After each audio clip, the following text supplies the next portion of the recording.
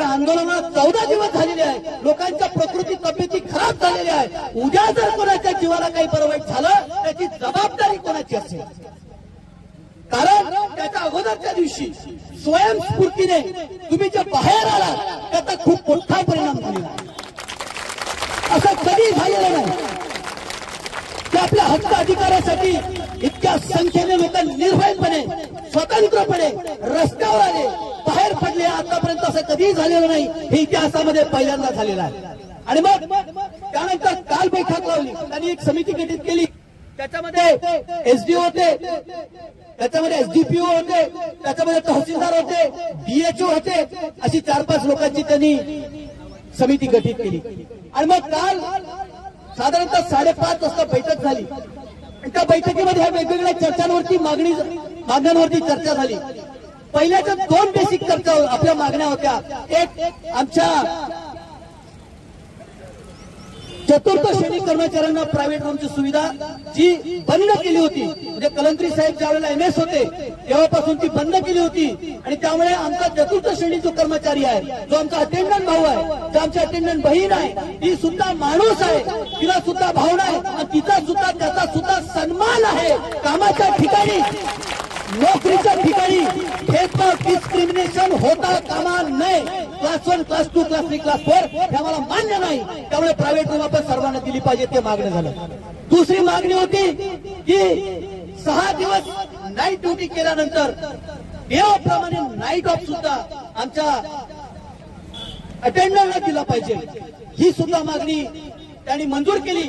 आणि आज त्याचा सर्क्युलर तुम्हाला मिळाला असेल, अटेंडंट लोकांना मिळालं का? तुम्हाला मिळालं ना? आता रात्री निवांत झोपायचा, आराम करायचा। तुम्हाला हे जे टेन्शन होतं, साला 6 दिवस नाईट करून आलो, दिवस आहे तसा, रात्री पुन्हा जायचं ड्युटीवरती, हे तुमची आता झंझट कायमस्वरूपी मिटली की नाही? मिटली ना? हा, तुमची आता ही झंझट डे ऑफ नाईट ऑफची मिटलेली आहे।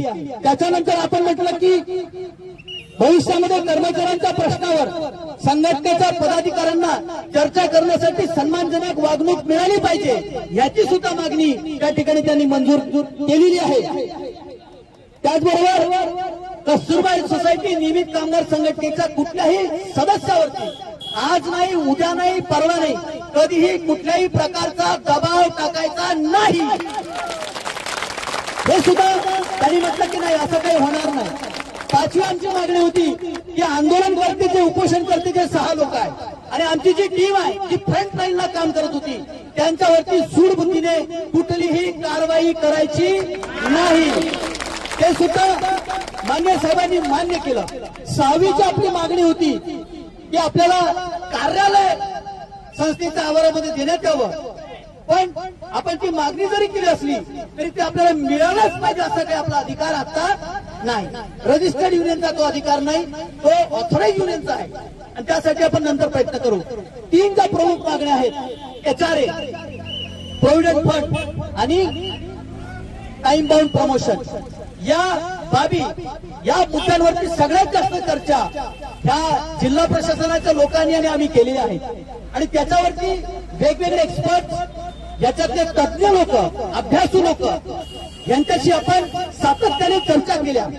आणि मग त्या दीर्घ बैठकीमध्ये प्रशासनाच्या वतीने, आपल्या वतीने असं ठरलं की ठीक आहे, कस्तुरबा संस्था आपल्याला कस्तुरबा संस्था आपल्याला थोडा वेळ मागत आहे की बाबा आम्ही ह्या ज्या मागण्या आहे, या आमच्या ज्या काही गव्हर्नमेंट काउन्सिल आहे त्यांचं जे काही ज्या ठिकाणी ह्या त्यांना मंजूर करून घ्याव्या लागतात, म्हणजे कस्तुरबा संस्थेला पैसे कोण देतं वेतनासाठी? गव्हर्नमेंट देतं। त्याच्यामुळे या फायनान्शियल रिलेटेड बाबी असल्यामुळे गव्हर्नमेंट कडून त्याचं अप्रुव्हल हे घ्यावं लागतं। त्याची जी काही कमिटी असते त्याच्यामध्ये केंद्र सरकारचे हेल्थ डिपार्टमेंटची लोक असतात, हेल्थ सेक्रेटरी असतात, राज्य सरकारचे त्याच्यामध्ये प्रतिनिधी असतात, कस्तुरबा संस्थेचे असतात, असे सगळ्या प्रतिनिधीचे मंडळ असतं। त्या ठिकाणी ती चर्चा होईल आणि आम्ही त्यांना प्रस्ताव देऊ की आमच्या संस्थेमधल्या कर्मचाऱ्यांना इतक्या लोकांना घरभाडे भत्ता पाहिजे, इतक्या लोकांना आम्हाला प्रोव्हिडंट फंडची सुविधा द्यायची आहे आणि आम्हाला टाइम बाउंड प्रमोशन आम्हाला द्यायचं आहे। या संदर्भामध्ये आम्ही कसा प्रस्ताव ठेवू आणि पारित करून घ्यायचा पूर्ण प्रयत्न करू, असं लेखी त्यांनी जिल्हा प्रशासनाला आपल्याला दिली आहे. त्यामुळे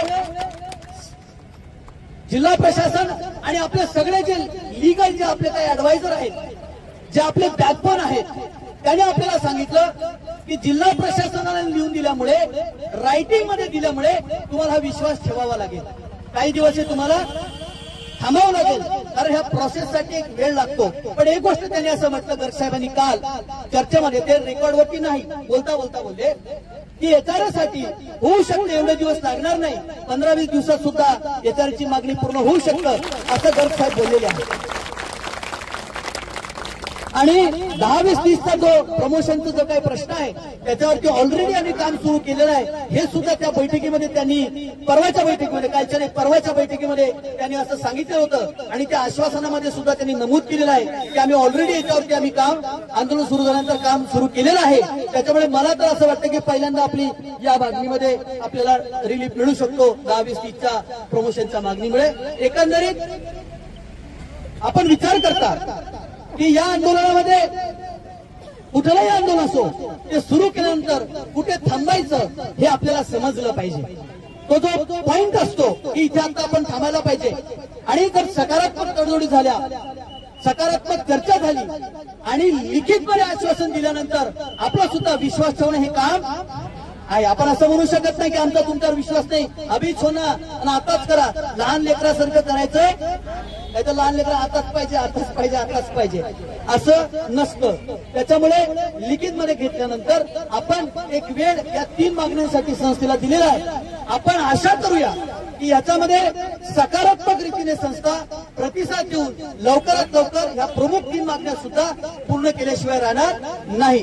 पण या आंदोलनाचं सगळ्यात मोठं काही फलित जर असेल, जे मला पहिल्या दिवसापासून खुणावत आहे, ते असं आहे की आपली लोक ही संघटित झाली, आपली लोक ही एक झाली, त्यांना एकीचं महत्व कळलेलं आहे. बेकीने राहून काही होणार नाही, बेकीने राहून अन्यायच होईल आणि एकीने राहून न्यायच मिळेल. हे जे न्यायाचं सूत्र आहे, हे जे एकीचं तत्व आहे, हे आपल्या लोकांना समजलेलं आहे. दुसरी गोष्ट, आपली लोक निर्भय झाली. जे मनामध्ये अनावश्यक भीती होती, ती भीती आता निघालेली आहे. आपण पहिल्या दिवसापासून सांगतोय की सन्मान करा, सगळ्यांचा, सगळ्यांचा सन्मान करा, कुणाचाही अपमान करता कामा नये. मात्र आपण कुणाला विनाकारण घाबरण्याचं सुद्धा काम नाही, हे आपण वारंवार सांगितलेलं आहे. आणि आज आपण 100% खात्रीने म्हणू शकतो की कस्तुरबा सोसायटीचा प्रत्येक कर्मचारी आज हा निर्भय झालेला आहे, तो स्वतंत्र झालेला आहे.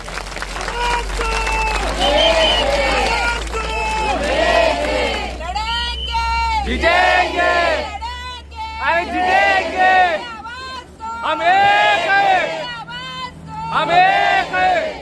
आपण जिंकलो आहे तसं. त्यामुळे ही खूप मोठी उपलब्धी आपल्यासाठी आहे. या लढाईमध्ये आपण सर्वजण ताकदीने निर्भयपणे उभे होतात, यासाठी मी खूप तुमचं अभिनंदन करतो, कौतुक करतो आणि या सर्वांच्या वतीने तुमचं धन्यवाद सुद्धा या ठिकाणी देतो आहे.